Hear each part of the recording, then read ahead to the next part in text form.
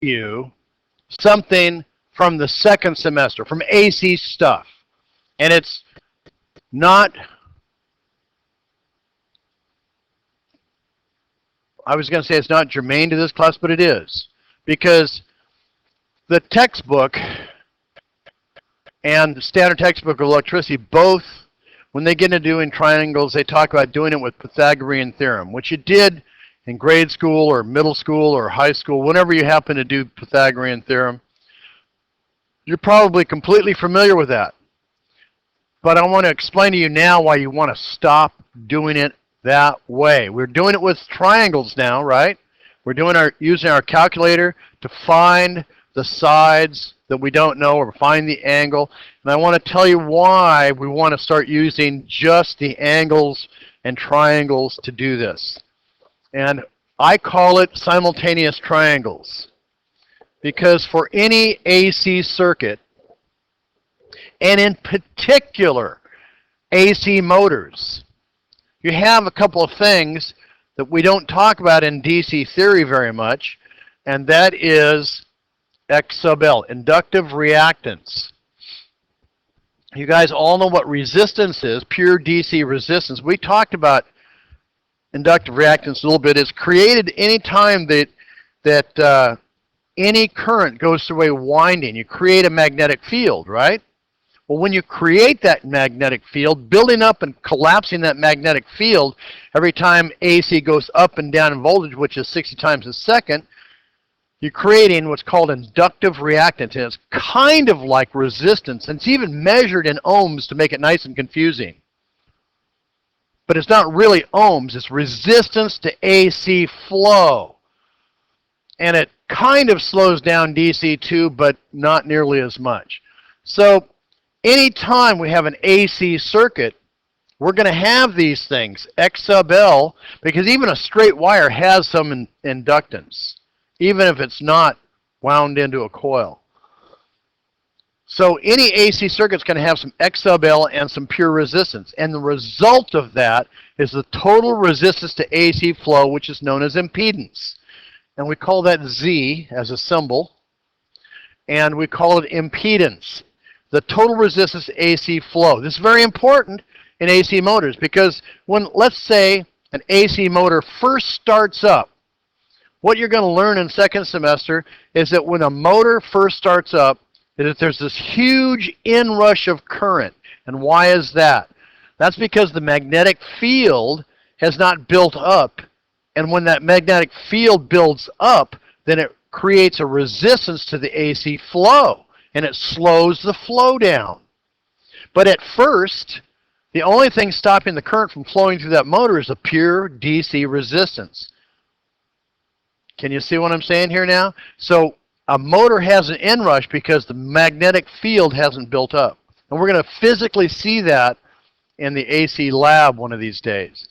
And because of that, the total resistance to AC flow doesn't happen that first half a second or second, whatever it may take to build up that magnetic field in the whole coil.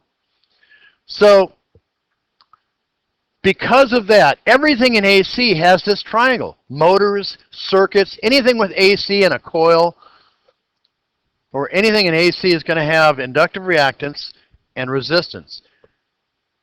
And we're going to have something else later. I should tell you that now, but we're going to have capacitive reactance, which is the exact opposite in polarity to inductive reactance. But we're not going to get into that at the moment.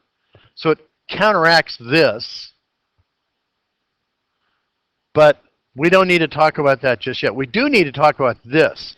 Because every AC circuit, every motor circuit, everything you know in AC is going to have this triangle.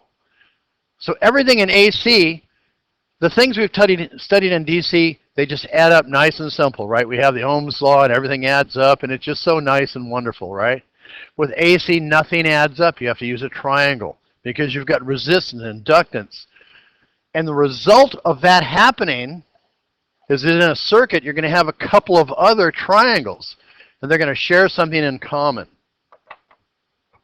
And what's shared in common is the angle, and it's called phase angle because for every circuit, Every AC circuit is going to have this triangle. You're going to have impedance, which is the result of resistance and inductive reactance. And the result of that happening on any circuit is, you know, that this is going to be power. We're going to have a power triangle, but this is apparent power. What's coming in? Just what is coming in. That's all apparent power is. We talked about it at the beginning of the class. And in DC circuits, sometimes apparent power and true power are the same thing. If you've got DC and pure resistive circuits, then they'll be the same. But in any other circuit, even DC circuits that have a little bit of inductance or capacitance or something, it's not going to be the same, because true power is the real work that's getting done. Now, these two are not the same thing. They don't add up. They don't even add up. They're sides of a triangle. Now, you notice we have XL over here, inductive reactance. And remember that it's a coil. And like a coil, the power that's energizing that coil is like the spring in a pogo stick. You load it, you unload it. You jump up and down, right? You're doing some work. But is any real work getting done? Are you going forward on a pogo stick? No, you're standing in one spot. And that's a very good idea, comparing that to what inductive reactance does. You're loading and unloading a spring. You're doing work to do it.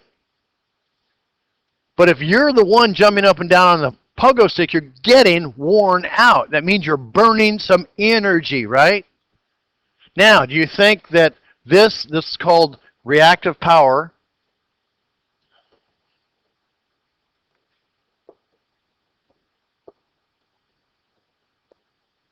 And let me give you the units.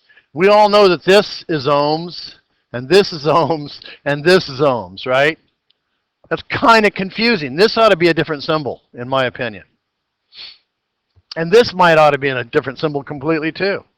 Just my opinion, but, you know, I don't write physics books, so what do I know? So reactive power, apparent power and true power. Let's talk about apparent power is this volts times amps coming in. And when you measure it, you call it VAs, volt amps. Pretty simple, right? Volt amps. Volts times amps gives you volt amps. Amazing, I tell you. Nice and simple. Now, true power, the real work getting done, is named after that guy that improved steam engines and figured out how much work the horse was doing, Mr. Watt, James Watt. And this is measured in real watts, a completely different symbol, watts. Now, this reactive power is sort of like apparent power, except that it's not doing anything. It's work being wasted. Really, it's wasted work. And it's measured in volt amps reactive, or VARs. Volt amps reactive. Now, everything in AC is done with these triangles. Now, do you see something? Oh, by the way, we have one more triangle, depending on whether it's a series circuit or a parallel circuit. What do we know about a series circuit? What's common? Current. So our current triangle would be a flat line, right? It's all the same no matter where, right? Okay, so we can't have a current triangle in a series circuit. In a series circuit, we'd have a voltage triangle. Voltage supplied, voltage across the resistor, voltage that's being across the inductance or capacitance or the reactive voltage. And they don't add up. Nothing adds up. Okay, they're a triangle. Now, if we have a parallel circuit, we don't have this, do we?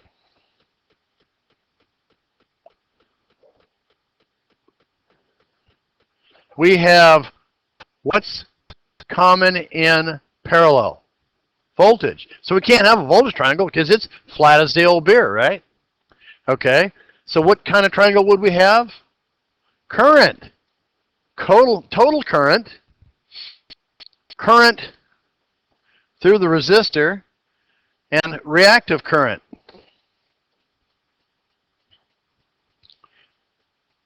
Now, what is common between all four of these triangles? Because it's two different kinds of circuits, but that's what's always common. Phase angle. Doesn't matter whether you're talking about a parallel circuit or a series circuit. Once you've found the phase angle for that circuit, you have found the phase angle. And that is, the phase angle is related to the efficiency of the circuit. Circuit efficiency, theoretical circuit efficiency. Okay? Because you're going to wind up with a true power to apparent power ratio. Because true power can never be apparent power. You're never going to get out what you put in, right?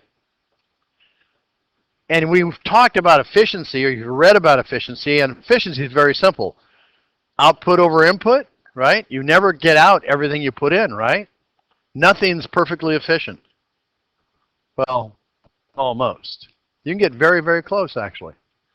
Okay, now, since this phase angle is always the same, if you're working an AC circuit, and someday you will be, you might start out with just things you can read with your meter. What can you read with your meter? What can you read with a regular meter? Voltage, right? Let's put some things down here that we can read. Voltage. What else? Current. Resistance. That's current. Current is measured in amps. What else can we read with a meter?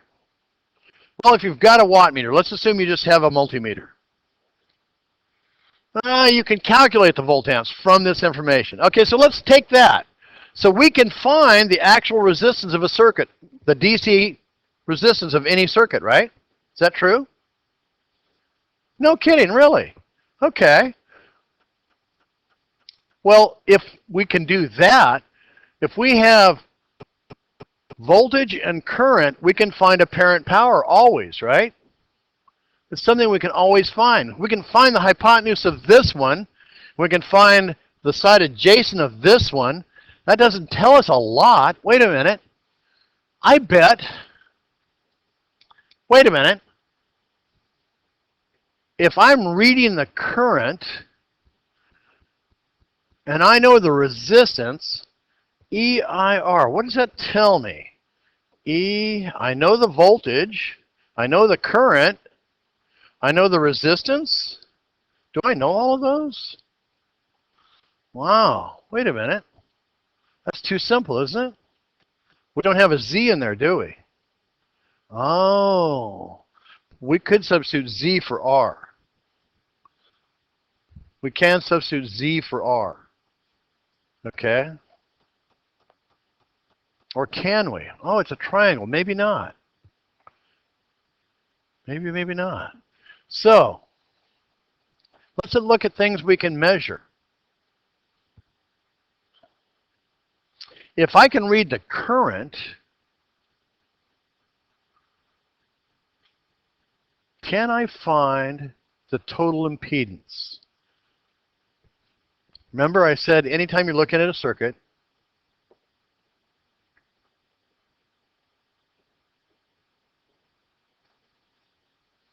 if I've got the voltage and I've got the current, don't I have the approximate impedance? Okay, so let's say that I have the impedance. Okay, let's say this circuit is, what do you say? 120 volts. Single phase, just one. What's my resistance? Okay, 10 ohms. Okay.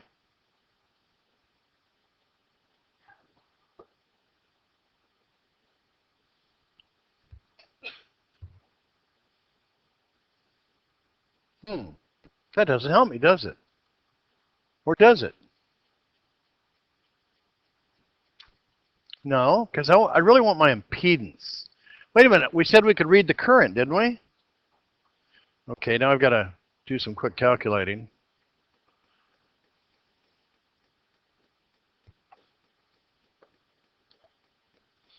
if I have a total current of, let's see, I could hit pause for a second. All right, so everything disappeared off the board, so I had to redraw it, which is kind of a good thing. We have it now more simplified. So we know we measured this thing with 10 ohms of pure DC resistance, but we see that we have 120 volts going in and we have 8 amps of current flow. So that says we have 15 ohms of something, and that's our total impedance. So we have 15 ohms, and that's our impedance, 15. So we have a triangle now, right? Everybody sees this? We're going to call this our angle, by the way. That's our phase angle. And we have what function? Sine, cosine, tangent. This is the side adjacent. This is the hypotenuse. So we have a cosine, don't we? So the cosine of this angle is equal to 10 over 15. What angle do I have? Now you can see why we did practice with this, right? Second function cosine, 10 divided by 15 is equal to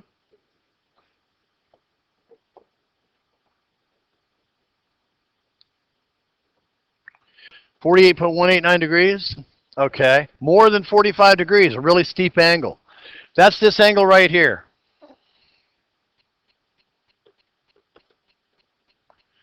Okay, if I look at this triangle over here, which is the same circuit, and I say that I know that this has the same angle. This has 48.189 degree angle also. Now, I want to show you something else that you already know. You know that 120 times 8 is the apparent power, right? What's 120 times 8? 960? Is it 960? That's VAs, 960 volt amps. That's what's being put into this circuit. Okay? Now, let's find our X sub L, our inductive reactance. That's our side opposite. How could we find the side opposite? We have an angle, don't we? Isn't it still in our triangle, in our function? Okay, we'll go back and do it again so you have the 48.189 degrees. Hit second function cosine, 10 divided by 15, enter. Now you've got the angle in there. And now we want the sine of this thing, right? So just sine, second function, answer, enter. Sine, second function, answer. Now take the sine of the angle we just found. Thank you. 0. What? Thank you.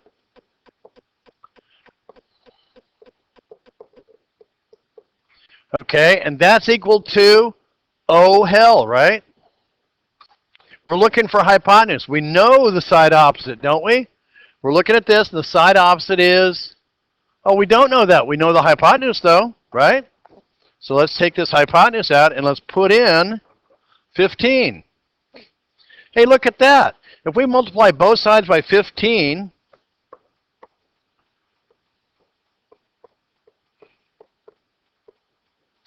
we get, oh, so we have 0.7453 in that big long number in our calculator right now. Just multiply times 15 is equal to,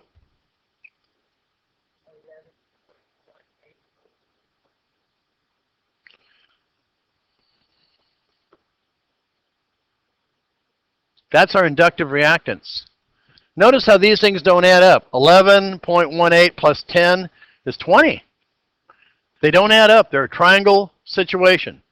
And this is a real thing. We're going to, in AC lab in the second semester, we're actually going to have circuits where we're going to do this. And you're going to see it with your eyeballs. Hey, look at that. It's not exactly, but it's close. In AC, nothing ever comes out exactly the way you think it's going to. It just doesn't happen. Okay? You're going to have to live with, it's a little off, but it's close. Okay? And there's a theory in psychology that says never let perfectionism stand in the way of completion. So you have to get that in your mind. Okay? Now, let's go to our other triangle. We know, let's say this is a motor. And we know that we're putting in 960 VAs in it, right? What was my cosine? 10 over 15. Let's just call it 10 over 15. It's a fraction, right? Everybody okay with that? That's our cosine, right? Okay. Cosine of theta is equal to this, right? And why do we want that? What is cosine? The adjacent over the hypotenuse, right? Okay. So 10 over 15 is the ratio between here and here, right? So let's look at this. If I'm looking for the side adjacent, I have the cosine of the angle is equal to A over H. I found the cosine of the angle. It's 10 over 15. That's equal to A, which we're looking for, over the hypotenuse. And in this case, the hypotenuse is different.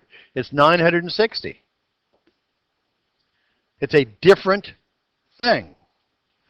Now, I can turn 10 over 15 into a fraction, right? 10 divided by 15 is a number, right? Do it. 10 divided by 15. Say again.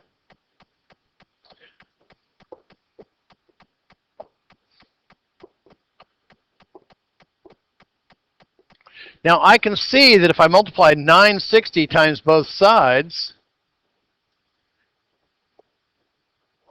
then I'm going to be left with A is equal to 960 times 0.666. Now, you've got 0.6666 in your calculator, so just multiply times 960. So what we're saying is, this motor, if it's a motor, or this circuit, is only going to put out 640 watts of power compared to the 960 VAs that you're putting in. Now let me give you an example of where this happens. Your house. You've got a little pool pump in your backyard moving water around. It's just a little tiny pump.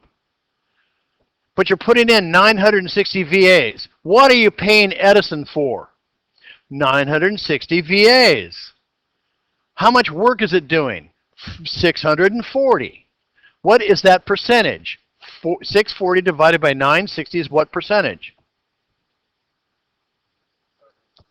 66. That number right there. That number right there.